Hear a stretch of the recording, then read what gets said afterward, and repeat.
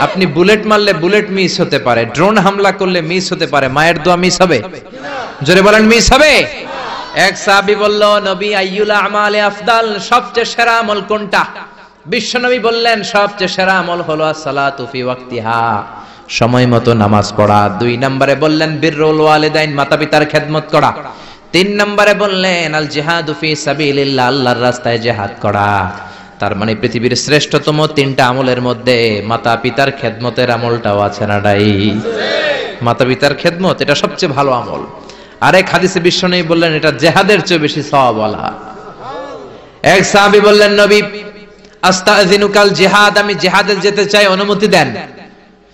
বিশ্বনবী বললেন তোমার বাবা মা কেউ বেঁচে আছে নাকি? সাহাবী বললেন বেঁচে আছে। বিশ্বনবী বললেন ফাফিহিমা ফাজাহিদ, যাও বাবা মার খেদমত শুরু করে দাও।